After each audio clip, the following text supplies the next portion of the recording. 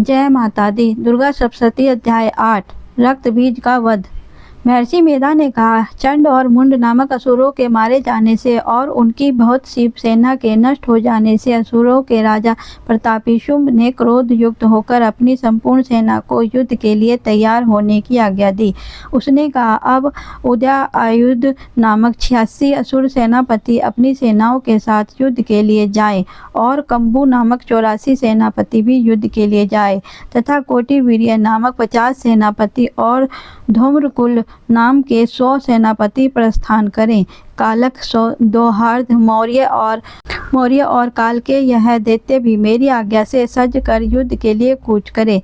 भयानक शासन करने वाला असुरों का स्वामी शुंभ इस प्रकार आज्ञा देकर बहुत बड़ी सेना के साथ युद्ध के लिए चल दिया। उसकी सेना को अपनी ओर आता देखकर चंडिका ने अपने धनुष की टंकार से पृथ्वी और आकाश के बीच का भाग बुझा दिया।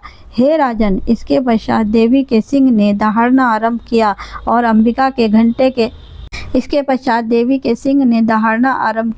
अंबिका के घंटे के शब्दों से उस ध्वनि को और भी बढ़ा दिया। धनुष की टंकार, शेर की दहाड़ और घंटे के शब्द से पृथ्वी और आकाश के बीच का भाग गूंज उठा तथा इसके साथ ही देवी ने अपने मुख को और भी भयानक बना लिया। ऐसे भयंकर शब्दों को सुनकर राक्षसी सेना ने देवी तथा सिंह को चारों ओर से घेर लिया। हे राजन, उस समय दैत्यों के नाश के लिए और देवताओं के हित के लिए ब्रह्मा, शिव, कार्तिकेय, विष्णु तथा इंद्र आदि देवों की शक्तियां जो अत्यंत पराक्रम और बल से संपन्न थी, उनके शरीर से निकलकर उसी रूप में चंडिका देवी के पास गई। जिस देवता का जैसा रूप था, जैसे आभूषण थे और जैसा वाहन था, वैसे ही रूप, आभूषण और वाहन लेकर उन देवताओं की शक्तियां दैत्यों से युद्ध करने के लिए आई। हंस युक्त विमान में बैठकर और रुद्राक्ष की माला तथा कमंडलू धारण करके ब्रह्मा की शक्ति आई।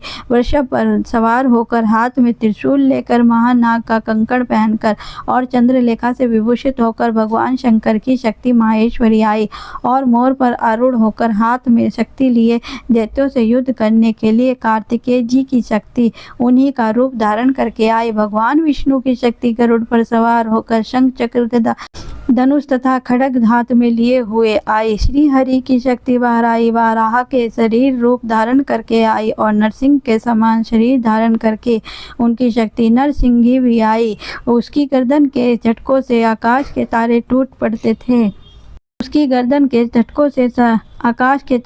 पड़ते थे और इसी प्रकार देवराज इंद्र की शक्ति इंद्र भी ऐरावती के ऊपर सवार होकर आई। पश्चात इन देवी देवताओं से घिरे हुए भगवान शंकर ने चंडिका से कहा, मेरी प्रसन्नता के लिए तुम शीघ्र ही उन असुरों को मारो।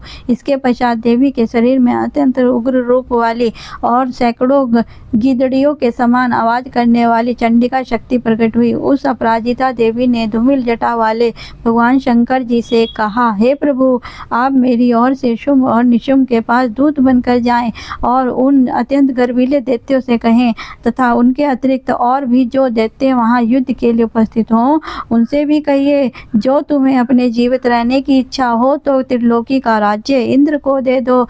देवताओं को उनका यज्ञ भाग मिलना आरंभ हो जाएगा और तुम पाताल को लौट जाओ। किंतु यदि बल के गर्व से तुम्हारी लड़ने की इच्छा हो तो फिर आ जाओ। तुम्हारे मांस से मेरी योगिनियां तृप्त होंगी।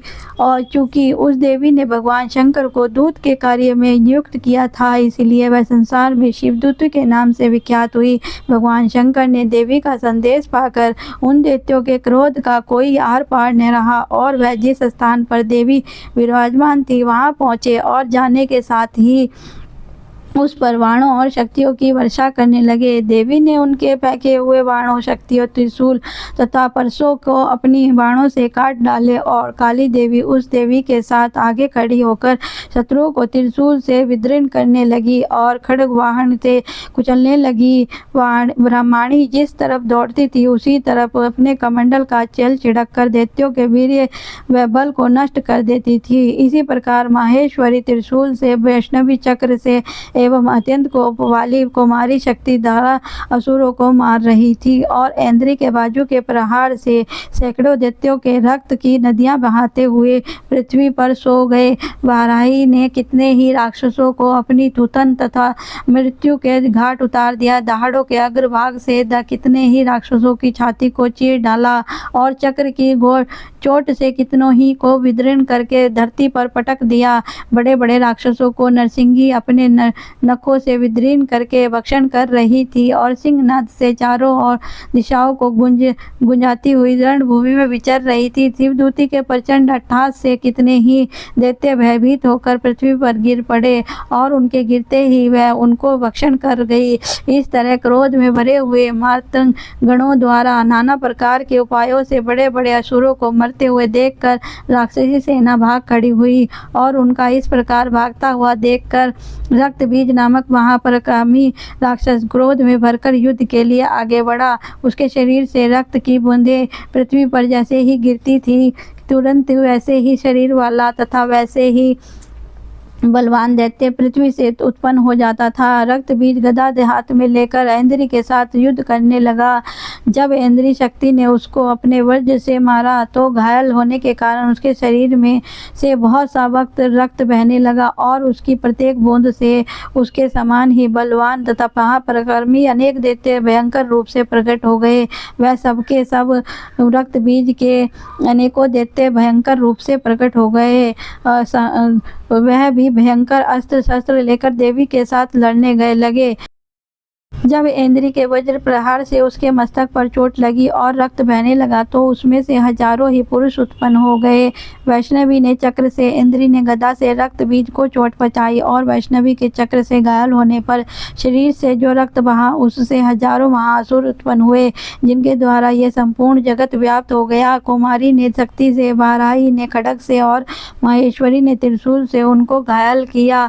इस प्रकार क्रोध में भरकर उस महादैत्य ने सब मात्र शक्तियों पर पृथक पृथक गदा से प्रहार किया और माताओं ने शक्ति और तथा सूर इत्यादि से उसको जो बार बार घायल किया उससे सैकड़ों महादैत्य उत्पन्न हुए और इस प्रकार उस रक्तबीज के रुधिर से उत्पन्न हुए असुरों से संपूर्ण जगत व्याप्त हो गया जिससे देवताओं को भय हुआ। देवताओं को भयभीत देखकर चंडिका ने काली से कहा, हे चामुंडे, अपने मुख को बड़ा करो और मेरे शस्त्रघात से उत्पन्न हुए रक्त बिंदुओं तथा रक्त बिंदुओं से उत्पन्न हुए महाअसुरों को तुम अपने इस मुख में भक्षण करती जाओ। इस प्रकार रक्त बिंदुओं से उत्पन्न हुए महाअसुर को तुम अपने इस मुख से भक्षण करती जाओ। इस प्रकार रक्त बिंदुओं से उत्पन्न हुए महादैत्यों को भक्षण करती हुई तुम रणभूमि में विचरो। इस प्रकार रक्त क्षीण होने से यह दैत्य नष्ट हो जाएंगे। तुम भक्षण करने के कारण अन्य दैत्य उत्पन्न नहीं होंगे।